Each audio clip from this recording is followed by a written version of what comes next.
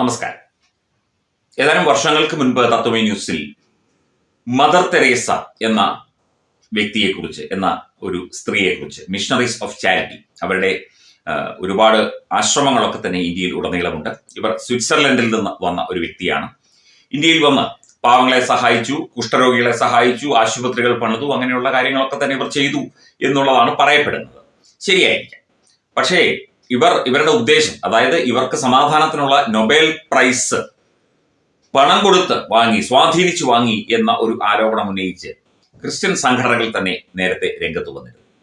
അതിലേറ്റവും പ്രധാനിയായി ഇവരുടെ എല്ലാ ഇമേജുകളും, അല്ലെങ്കിൽ ഇവർ കെട്ടിപ്പൊക്കിയ കള്ള ഇമേജുകളൊക്കെ പൊളിച്ചെടുക്കിക്കൊണ്ട് ജോസ് കണ്ടത്തിൽ എന്ന് പറയുന്ന ഒരു വ്യക്തി, അയാളുടെ ഒരുപാട് വീഡിയോസ് ഉണ്ട്. അയാളുടെ ഒരു വീഡിയോ ഈ ഒരവസരത്തിൽ ശ്രദ്ധയിൽപ്പെട്ടു. മദർ തെരേസ ആരാണ്, മിഷണറീസ് ഓഫ് ചാരിറ്റി എന്താണ് ചെയ്തത്, അവരെ ആധുനിക സംവിധാനത്തിലുള്ള നണ്ണറികൾ ലോകം മുഴുവൻ പണിതു, ജനങ്ങളുടെ പണം മുഴുവൻ പിരിച്ചു, നോബൽ പ്രൈസ് പണം കൊടുത്തു വാങ്ങി, അല്ലെങ്കിൽ അവർ വേദന അനുഭവിക്കുന്നവർക്ക് നിങ്ങൾ വേദന തിന്നോളൂ, അത് ദൈവം തരുന്നതാണ് എന്ന് പറഞ്ഞ് ഒരു പാരസെറ്റമോൾ പോലും കൊടുത്തില്ല.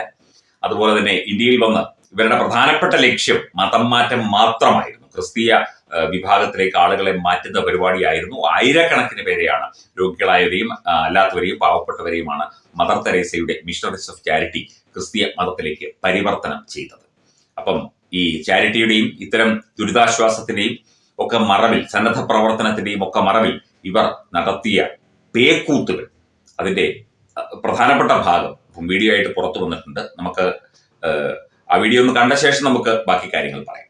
120 രാജ്യങ്ങളിൽ 650 സ്ഥാപനങ്ങൾ, അതായത് ഡെസ്റ്റിറ്റ്യൂട്ടിനെയും നിരാലംബരെയും പരിപാലിക്കാനുള്ളതല്ല, ഒന്നാന്തരം മോഡേൺ ടൈപ്പിലുള്ള 650 നണ്ണറികൾ ഇങ്ങനെ ഉണ്ടാക്കി പണം കൊണ്ട് അവർ ക്രിസ്തുമത പ്രചരണം നടത്തി. ഇവരുടെ കന്യാസ്ത്രീകളെ സൃഷ്ടിച്ചെടുത്തു. അവരാഗ്രഹിച്ചതുപോലെ കാര്യങ്ങൾ നടത്തി. അവരുടെ ജീവിതത്തിൽ ഒരിക്കലും അവർ എക്കോണമിക് ക്ലാസ്സിൽ പ്ലെയിനിൽ യാത്ര ചെയ്തിട്ടില്ല. അവർ യാത്ര ചെയ്തത് മുഴുവൻ ബിസിനസ് ക്ലാസ്സുകളിലായിരുന്നു. അതുപോലെ വേദന വരുന്നവർക്ക് ഒരു സെഡേറ്റീവ് പോലും അവർ കൊടുത്തിരുന്നില്ല. ജീസസ് ലവിങ് യു, ജീസസിന്റെ സ്നേഹമാണ്, ജീസസ് കിസ്സിങ് യു, ഇത് സഹിക്കൂ, നിനക്ക് നേരെ സ്വർഗത്തിലേക്ക് പോകാം, ഈ വേദന ദൈവദത്തമാണ്, ദൈവം തന്നതാണ്, ഇതിനെ തടയാൻ പാടില്ല എന്ന് പറഞ്ഞ് അവരെ എല്ലാവരെയും മരണത്തിന് വിട്ടുകൊടുത്ത മദർ, അവർക്ക് എന്തെങ്കിലും ചെറിയ ജലദോഷം വന്നാൽ പോലും ലോകത്തിൽ ഏറ്റവും പ്രഗത്ഭന്മാരായ ഡോക്ടർമാരാണ് അവർ നോക്കാൻ വന്നിരുന്നത്. ഇന്ത്യയിൽ അവർ ഈ പറഞ്ഞ ബിർള ഹാർട്ട് ഹോസ്പിറ്റലിലും വുഡ്ലാൻഡ്സ് ഹോസ്പിറ്റലും അമേരിക്കയിലെ മേയോ ഹോസ്പിറ്റലിലും ഒക്കെ അവർക്ക് ട്രീറ്റ്മെന്റുകൾ ഉണ്ടായിരുന്നു. മദർ മരിക്കാൻ കിടക്കുമ്പോൾ, സെപ്റ്റംബർ 5-ാം തീയതിയാണ് 1997 മരിക്കാൻ കിടക്കുമ്പോൾ, ഇവരെ അമേരിക്കയിൽ നിന്ന് ഇറക്കുമതി ചെയ്ത ഈ പറഞ്ഞ എല്ലാ ഉപകരണങ്ങളും ചെയ്ത് 70 ലക്ഷം രൂപയുടെ ഉപകരണങ്ങൾ അവരുടെ റൂമിലുണ്ടായിരുന്നു. അവരുടെ ഡെസ്റ്റിറ്റ്യൂട്ട് പൈസമാർ ഒന്നുമില്ലാതെ കിടന്ന് മരിക്കുന്നിടത്ത്. എന്നിട്ട് മദർ പറയുമായിരുന്നു, എനിക്ക് ജീസസ് മരിച്ചതുപോലെ, പാവങ്ങൾ മരിക്കുന്നതല്ലേ, അങ്ങനെ മരിക്കണമെന്ന് പറഞ്ഞു. മദറിന് അങ്ങനെയൊന്നും മദർ മരിച്ചില്ല. മദറിന് എല്ലാ സൗകര്യങ്ങളും വേണമായിരുന്നു.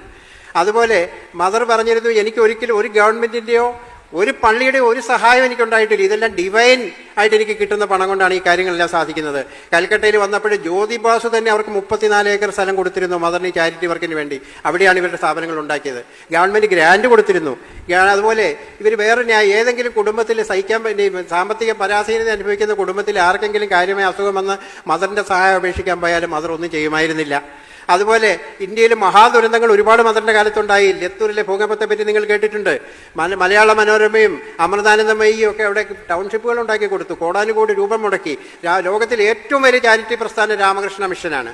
രാമകൃഷ്ണ മിഷൻ ഇന്ത്യയിലുണ്ടായിരുന്ന എല്ലാ ഡിസാസ്റ്റേഴ്സിലും, സുനാമിയും കൽക്കട്ടയത്തിലെ എത്രയോ പ്രളയങ്ങൾ, സിസ്റ്റേഴ്സ് ഓഫ് ചാരിറ്റി, അതല്ല അല്ലെങ്കിൽ മദർ തെരേസയുടെ കയ്യിൽ നിന്ന് ഒരു നയാ പൈസയോ അവരുടെ ഒരു ഈ പറഞ്ഞ സേവകരോ ഈ ഒരു പ്രവർത്തനത്തിലുണ്ടായിരുന്നില്ല. അവരെ ഇന്നും എവിടെയും കണ്ടിട്ടില്ല. മദറിന് പണം ഇല്ലാഞ്ഞിട്ടല്ല. മദറിനെ സംബന്ധിച്ചിടത്തോളം മദറിന്റെ ഏക ലക്ഷ്യം ഇവിടെ ക്രിസ്ത്യാനികളുടെ എണ്ണം കൂട്ടണം, പ്രത്യേകിച്ച് കത്തോലിക്ക, ഒരു മത പരിവർത്തനം അല്ലെ, മത ഒരു കൺവെർഷൻ മാത്രം. വേദനിക്കുന്നവർക്ക് ആശ്വാസമായി, ലോക സമാധാനത്തിന്റെ ദൂതയായി, ലോകം മുഴുവൻ അംഗീകരിക്കുന്ന മഹത് വ്യക്തിത്വമായി ഇവർ ബിസിനസ് ക്ലാസ്സിലെ യാത്ര ചെയ്യുള്ളൂ. ഇവരുടെ റൂമിൽ 70 ലക്ഷം രൂപയിലധികം വില വരുന്ന ആധുനിക ഉപകരണങ്ങളൊക്കെ തന്നെയുണ്ട്. ഇവർ വയ്യാതെ കിടന്നപ്പോൾ അതൊക്കെ തന്നെ ഘടിപ്പിച്ചാണ് ഇവർ കിടന്നത്.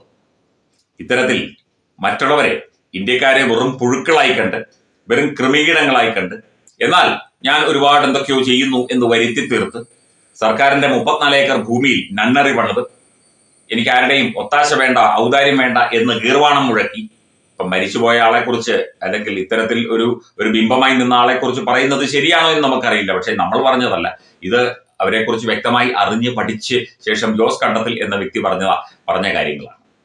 അപ്പം ഈ ചാരിറ്റിയുടെ കാര്യവും സന്നദ്ധ പ്രവർത്തനത്തിന്റെ കാര്യവുമൊന്നും ക്രിസ്ത്യൻ മിഷണറിമാർ ഭാരതീയരെ പഠിപ്പിക്കേണ്ട ഭാരതീയ ഓർഗനൈസേഷനുകളെ, സംഘടനാ സംവിധാനങ്ങളെ, RSS പോലുള്ള സംവിധാനങ്ങളെ പഠിപ്പിക്കേണ്ട, എന്താണ് ഇവിടെ ചെയ്യേണ്ടത് എന്നറിയാം. മതപരിവർത്തനം നിയമം മൂലം നിരോധിക്കപ്പെട്ട നാടാണ്. അവിടെ വന്ന് മതപരിവർത്തനം നടത്തി ആളെ കൂട്ടി, എണ്ണം കൂട്ടി, പണം വാങ്ങി, വിദേശ ഫണ്ട് അടക്കം വാങ്ങുന്ന പരിപാടിയെക്കുറിച്ചും ഞങ്ങൾക്കൊക്കെ നന്നായിട്ടറിയാം. ഭാരതത്തിലെ അതിപ്രശസ്തമായ ക്ഷേത്രങ്ങളിലേക്ക് മലയാളം ന്യൂസ് നെറ്റ്വർക്ക് സംഘടിപ്പിക്കുന്ന ആധ്യാത്മിക യാത്രകൾ. പ്രമുഖ ട്രാവൽ ഏജൻസിയായ യാത്രാനന്ദയുമായി ചേർന്ന് മലയാളം ന്യൂസ് നെറ്റ്വർക്ക് ഒരുക്കുന്ന യാത്രയിൽ ചുരുങ്ങിയ നിരക്കിൽ നിങ്ങൾക്കും പങ്കാളികളാകാം. ഭാരതത്തിലെ പ്രമുഖ ശക്തിപീഠമായ അസമിലെ കാമാഖ്യ ക്ഷേത്രത്തിലേക്കാണ് ആദ്യ യാത്ര. കാമരൂപമെന്ന് കാളിദാസനും പ്രാഗ്ജ്യോതിഷപുരമെന്ന വ്യാസനും വിളിച്ച അതിമനോഹരമായ സംസ്ഥാനമാണ് അസം. സമമായി മറ്റൊന്നില്ല എന്നാണ് അസമിന്റെ അർത്ഥം. ബ്രഹ്മപുത്ര നദിയും ഹിമാലയവും ദൃശ്യചാരുത കൊണ്ട് അനുഗ്രഹിച്ച അസമിലെ കാമാഖ്യ ഇന്ത്യയിലെ തന്നെ ഏറ്റവും പ്രധാനപ്പെട്ട കാളി ക്ഷേത്രങ്ങളിലൊന്നാണ്.